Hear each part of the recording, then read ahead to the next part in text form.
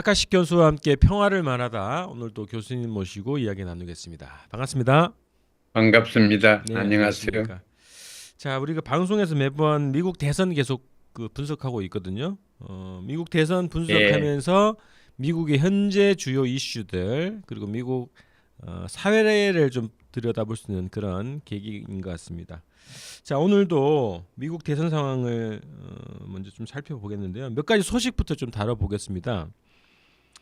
우선 지난 2월 8일 날 미국 시간 2월 8일입니다.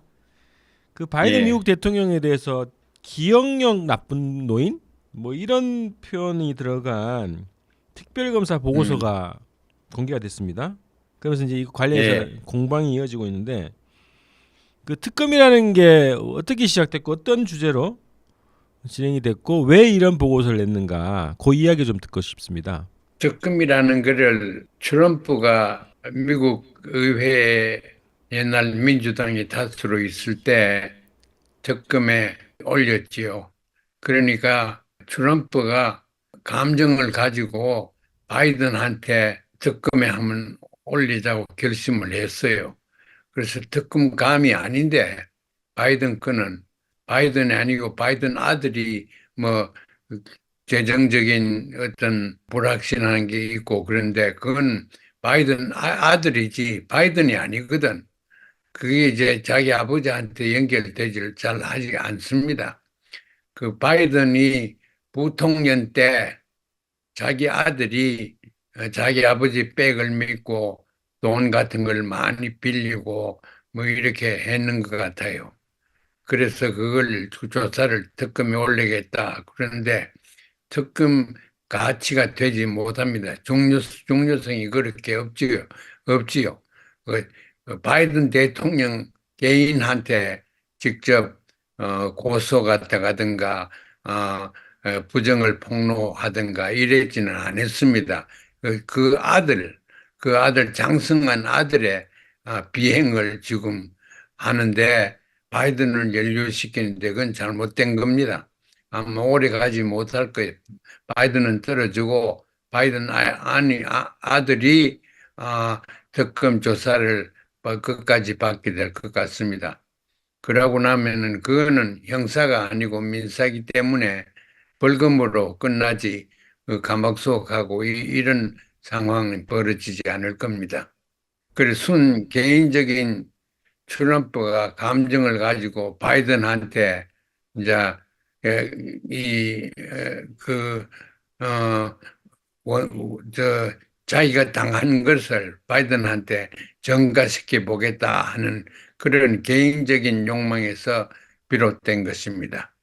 그래도 특검이라고 하면 어쨌든 의회에서 선임을 했을 텐데 아, 공적인 기관인 특검이 그 보고서에 이런 표현을 쓰는 게 좀 잘 이해가 안 된단 말이죠. 그래, 그건 이제 특검이라는 것이 미국 의회에서 특검에 회부시키는 거지요. 지금 의회는 하원을 얘기하지 않습니까?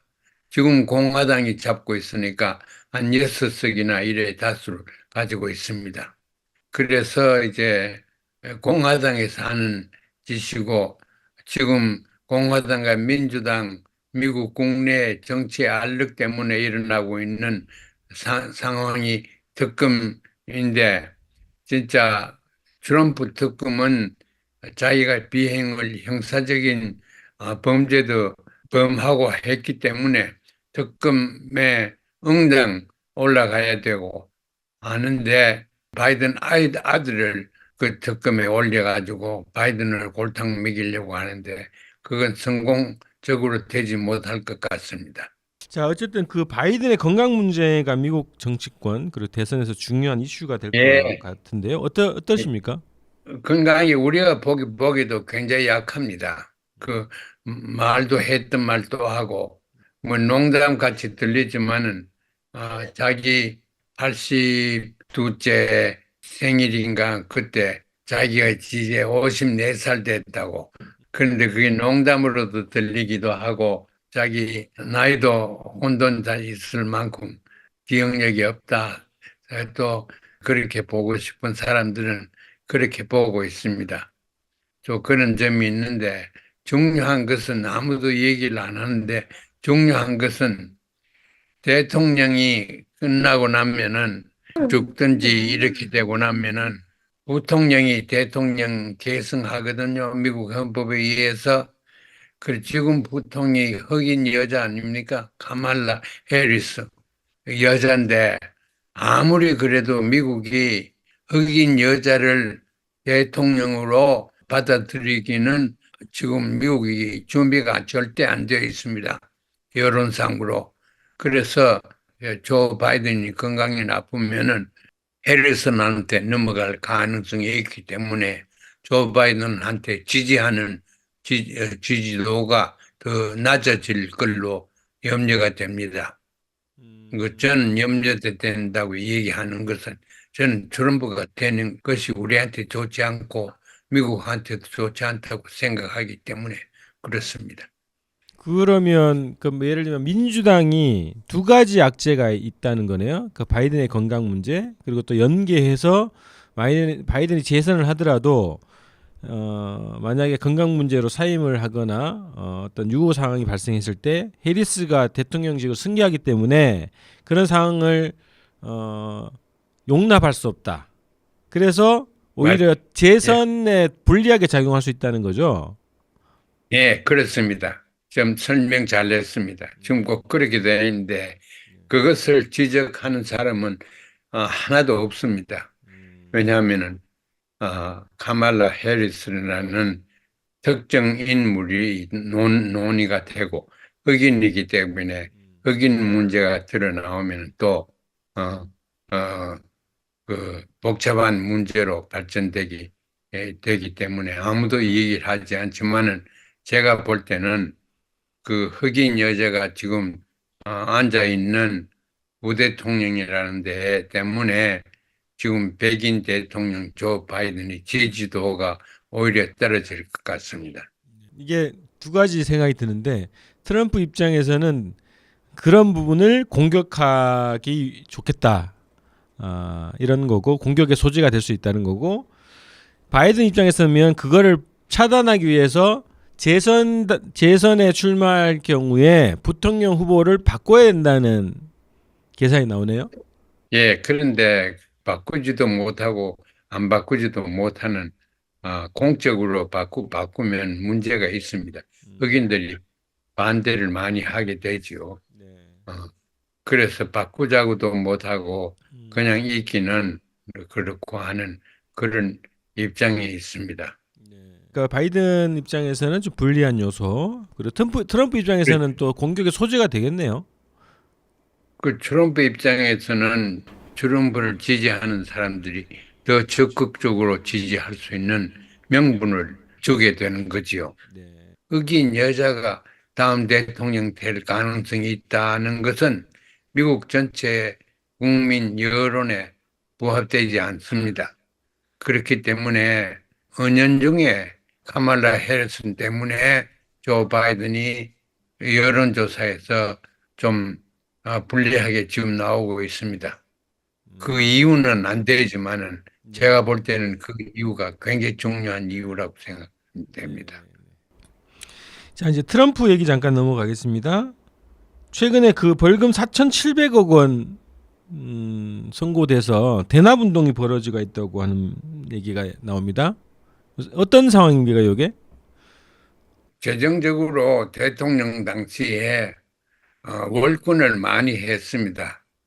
대통령 제4년 또 그 전까지 소급해서 세금을 영 내지 않았어요. 합법적으로 하지만 도덕적이 되지 못하지요. 자기 부동산을 100배로 이래 정가를 매겨가지고 그럼 그 매년 감가소각비를 굉장히 많이 세금 혜택의 면제를 신청하고 또 해먹었지요. 그래서 그런 국가에서 떼먹은 돈 이자까지 합하고 하면은 법원에서 그렇게 판결 나왔습니다. 그 판결 얘는 지금 법원 네 군데서 판결을 기다리고 있는데 한 군데서는 그렇게 나왔습니다.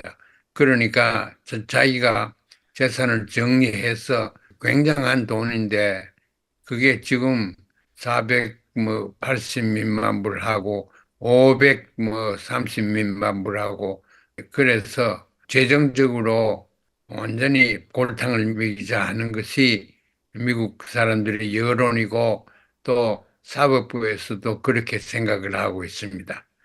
그래서 재정적으로 많이 손해를 보겠는데 지금 어떤 주에는 계속 정치 활동을 못하도록 해야 되는 그런 범죄를 범하고 있어요. 콜로라도 같은 데서는. 그래서 이번 나오는 대통령 선거 투표 용지에는 트럼프를 가능성을 빼버리자 하는 것을 콜로라도 법원에서 그렇게 판결을 내렸습니다.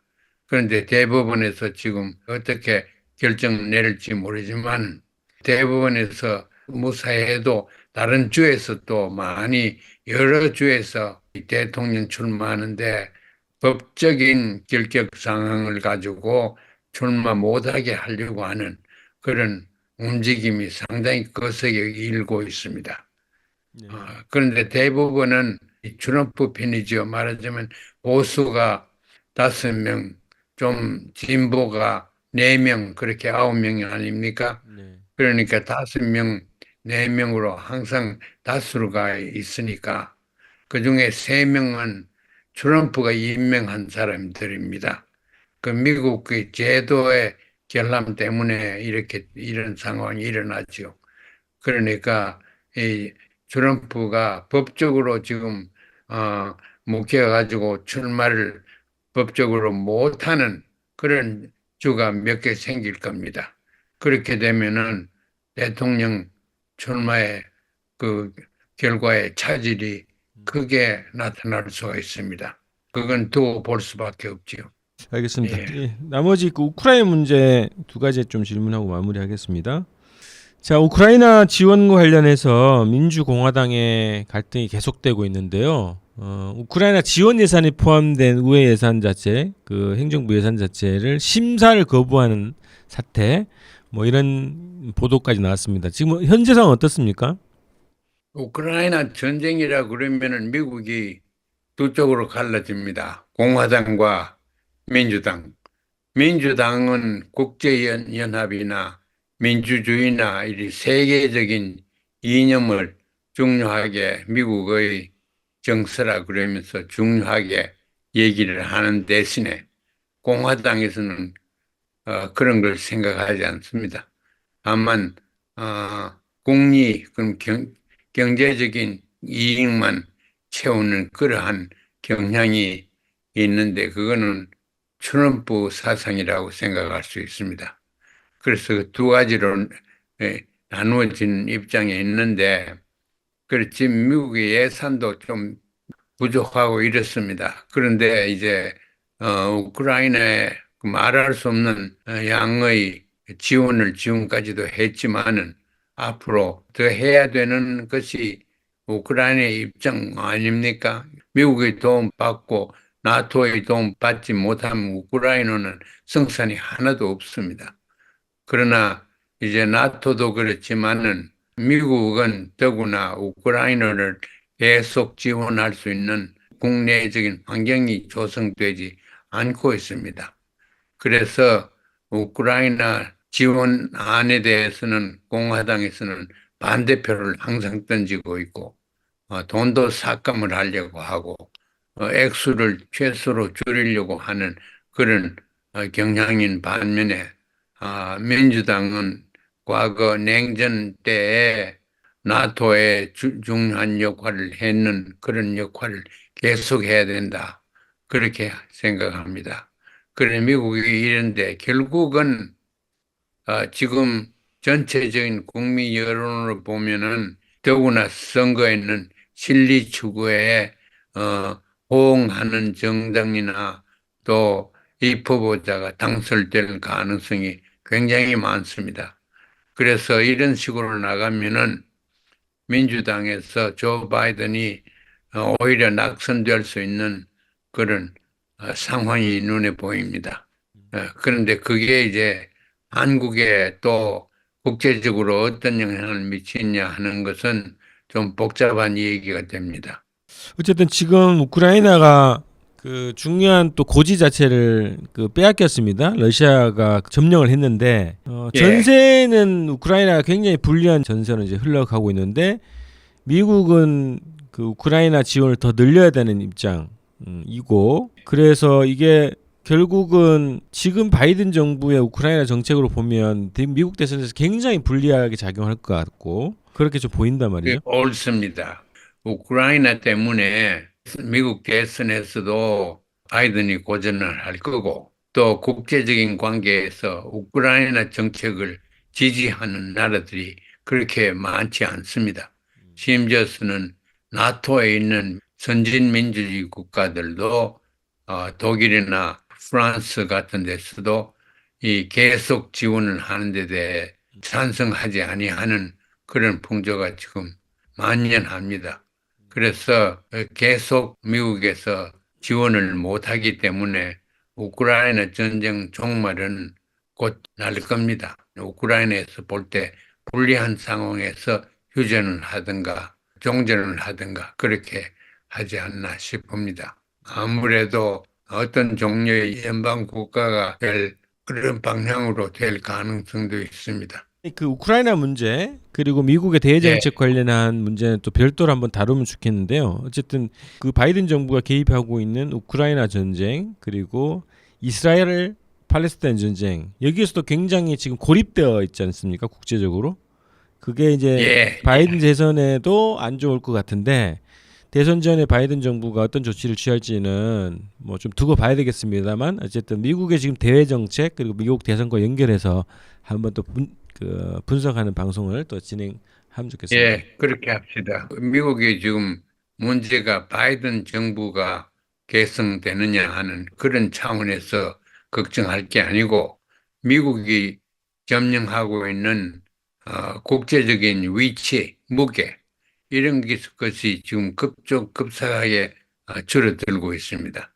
중국이나 러시아에 비해서 그래서 세계 질서가 새로 어울려지는 형성되는 그런 상황에 있는데 대한민국도 또 조선민주인민공화국도 이제 그런 차원에서 국교 관계를 정책을 결정해야 되겠다 하는 그런 생각이 듭니다. 알겠습니다.